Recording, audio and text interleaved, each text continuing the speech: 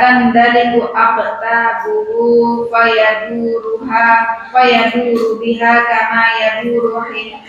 kama yadurul himaru birraha fayutifu ahlun nari fayaquluna malak fayaqulu kuntu amiran bil khairi wala atihi wa anha 'anil syarri wa atihi.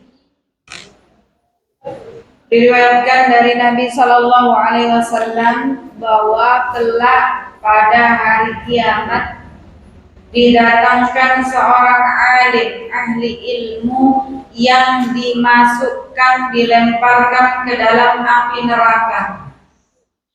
Kemudian usus-ususnya pun jebol dan terlilit satu dengan lainnya sebagaimana keledai yang diikat.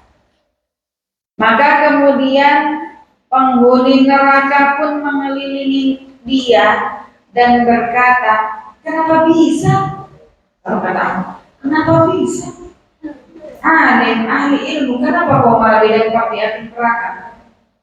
Maka ia mengatakan kuntu amiran bil khairi wala atihi. Dulu semasa di dunia aku memerintahkan kepada kebaikan tapi aku tidak mengerjakannya.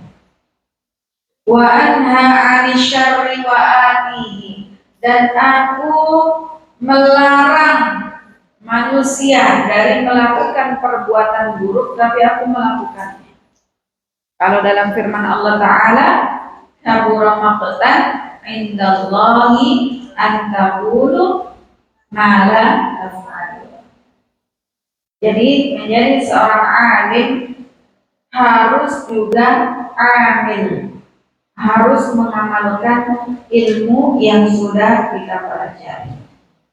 Wa an Bishr radhiyallahu anhu auha Allah Ta'ala ila Dawud alaihi salam, la taj'al baini wa bainaka 'aliman maftunan fayub'idaka takabburuhu an mahabbati ulaika qutta'ut tariqi 'ala ibadi.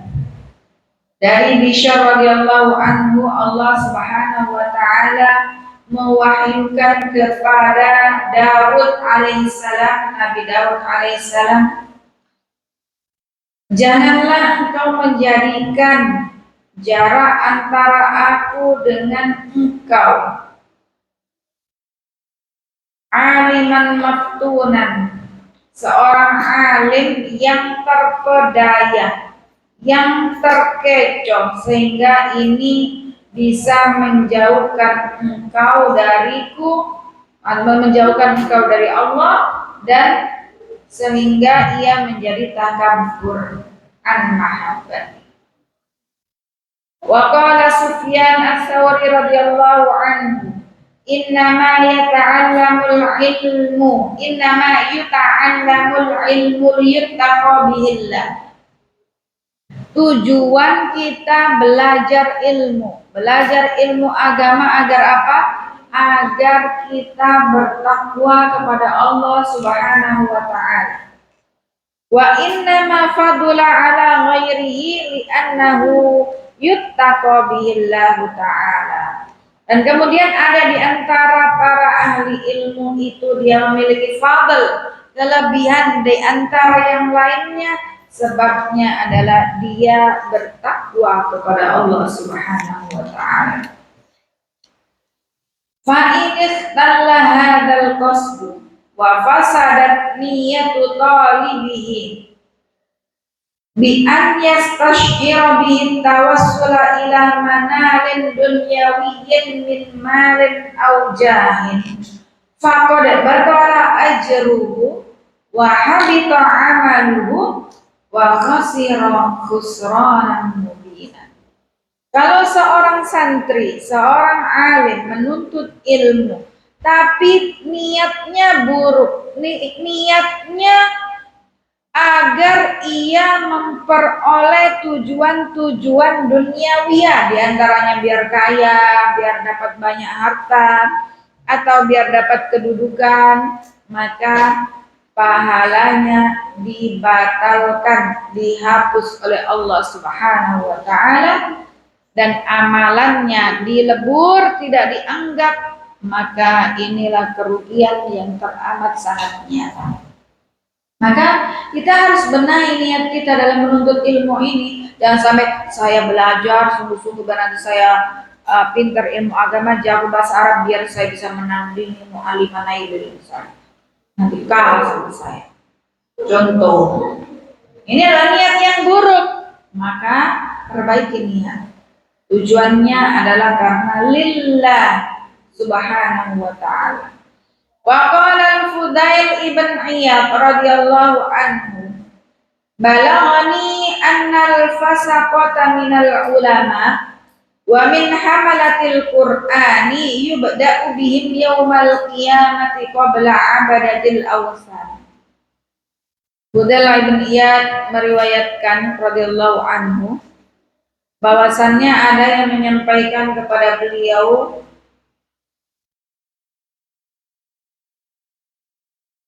barang siapa di kalangan dari alim ulama, di kalangan orang yang berilmu, dan di kalangan hamalatul Quran. Siapa hamalatul Quran?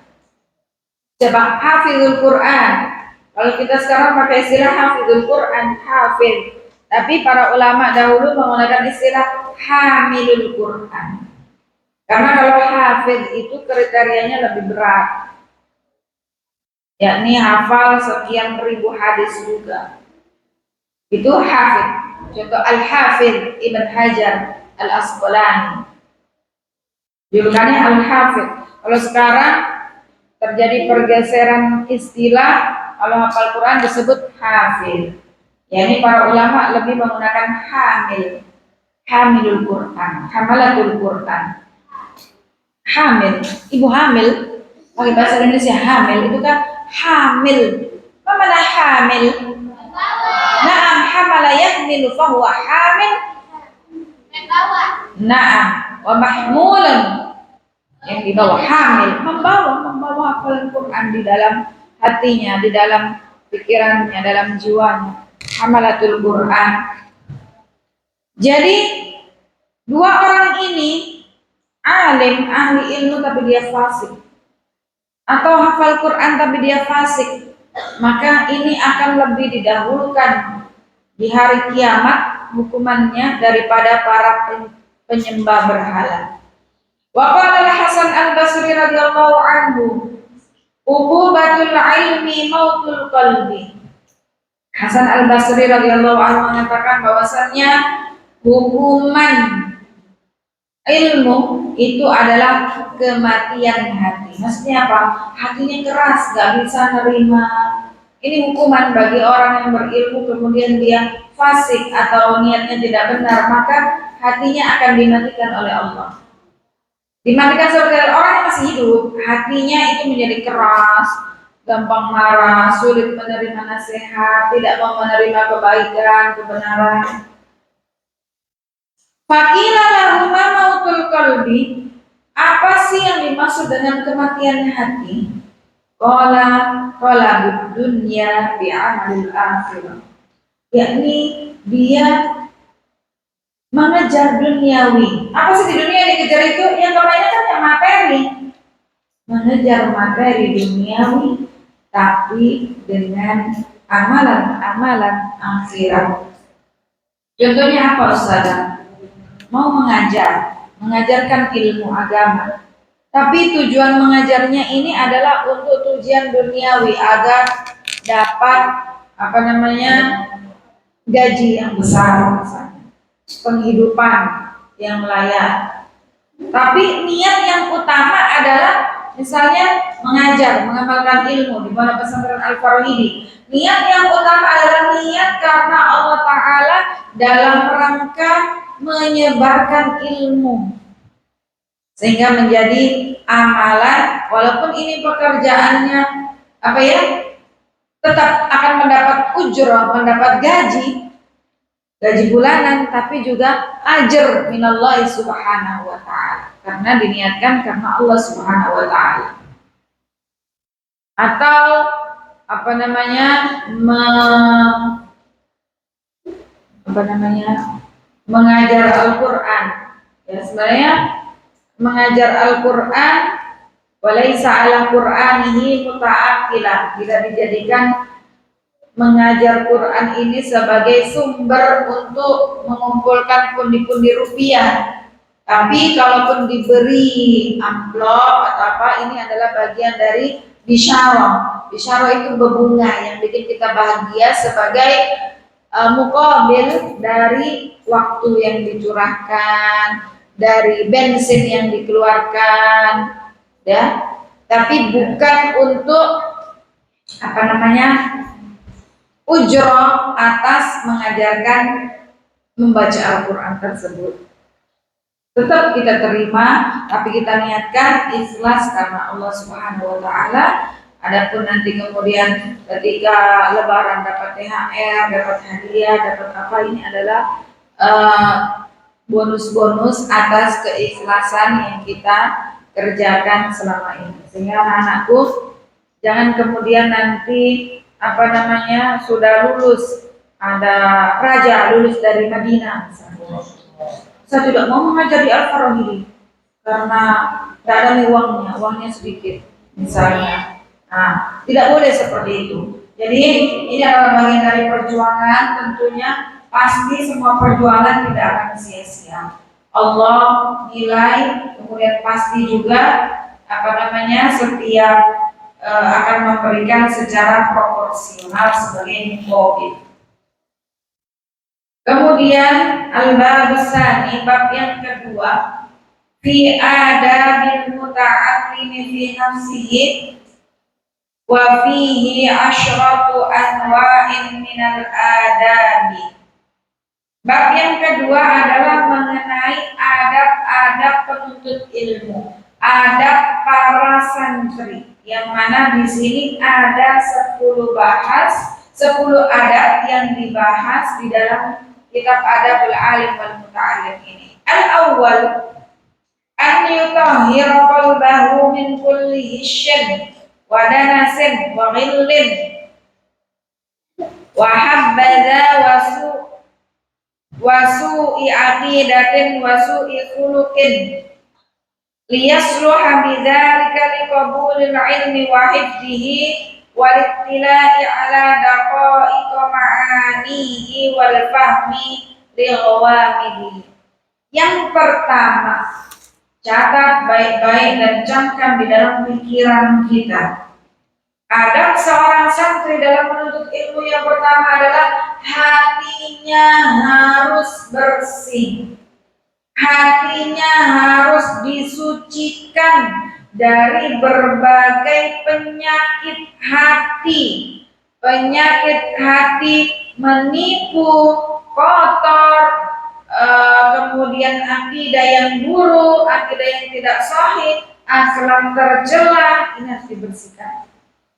Karena kalau dalam hatinya masih kotor, dia meminta kepada selain Allah, dia meminta kepada Allah tapi dan yang lainnya, atau bahkan menyekutukan Allah Subhanahu wa ta'ala, bagaimana mau belajar dengan benar sedangkan hatinya tidak dibersihkan? Tidak boleh menyimpan dendam, iri, dengki, dendam kepada ustadznya karena habis ditikok,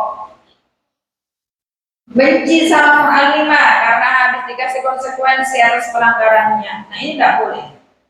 Seorang penuntut ilmu hatinya harus bersih, tidak boleh berbohong, tidak boleh berkata kotor juga antaranya.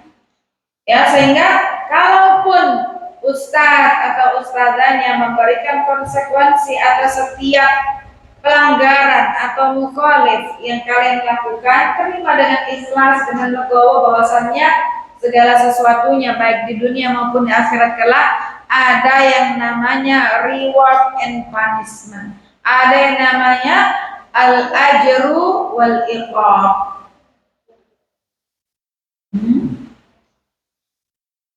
Kenapa seorang penuntut ilmu, seorang santri harus hatinya bersih? Jangan ketika temannya bawa kuenya banyak dibawakan orang tua, kita nggak suka. Bisa sekali, tempat kuenya banyak. Nah, ini hatinya nggak bersih nih. Iri, nggak boleh. Karena apa? Karena kalau hatinya nggak bersih, susah nerima ilmu. Kalau seorang santri hatinya bersih, dia mudah untuk menerima ilmu yang diajarkan, ilmu yang disampaikan oleh muallim-muallimah. Ya, gampang diserap, gampang dipahami, kemudian dia juga bisa memahami walaupun ada hal-hal yang mungkin belum jelas, itu cepat untuk memahaminya. Ini efek dari apa? Hati yang bersih. Ya, bersihkan hati itu gimana? Mau pakai odol? Emang bersihkan gigi? Mau pakai wipol? Emang bersihkan kamar mandi? Jadi hatinya harus dibersihkan dari berbagai penyakit hati. Kemudian yang kedua, an yuhsinan niyyah fi talabil ilmi bi an yaqsida wajha Allah azza wa jalla wal amal bihi wa ihya'i syari'ah wa tanwir qalbihi wa tahliyata batinihi wattaqarruba minallahi ta'ala. Ada seorang penuntut ilmu yang kedua adalah santri harus niatnya bagus. Perbaiki niatnya dalam menuntut ilmu. Tujuan menuntut ilmu apa? Mengharapkan keridhaan Allah Subhanahu wa ta'ala. Selanjutnya mengamalkan ilmu tersebut dan menghidupkan syariat Islam. Kita sinari hati ini, kita bersihkan batin ini dengan taqarrub, mendekatkan diri kepada Allah Subhanahu wa ta'ala. Wa la yaqsuda bil aghrad ad-dunyawiyah. Jangan kita belajar ilmu agama untuk tujuan-tujuan duniawi. Di antaranya apa? Min tahsilir riyasati wal jahi wal mali wa mubahatil aqran wa ta'ziman nasi lahu wa nahwi dzalik. Di antaranya tujuannya mungkin agar nanti dapat kedudukan, agar mendapatkan jabatan, agar dapat banyak uang, agar bisa bangga kepada teman-temannya. Belum ngomong doa bisa bahasa Arab. Tidak dapat, ya. Maka ini adalah niat-niat yang harus kita hindari, kita bersihkan diri kita dari niat-niat yang tidak baik, sehingga kita lakukan semuanya ikhlas karena Allah Subhanahu wa ta'ala. Adapun bonusnya, nanti ternyata belajar ilmu agama Allah bukan rezekinya. Ternyata rezekinya banyak, punya jabatan, punya kedudukan, punya harta banyak sehingga bisa bersedekah, bisa ini, Masya Allah, ini adalah bonus dari Allah Subhanahu wa ta'ala. Baik, naktafi bihadzal qadar, subhanakallahumma wa bihamdik, asyhadu an la ilaha illa anta, astaghfiruka wa atubu ilaik. Assalamualaikum warahmatullahi wabarakatuh. Waalaikumsalam.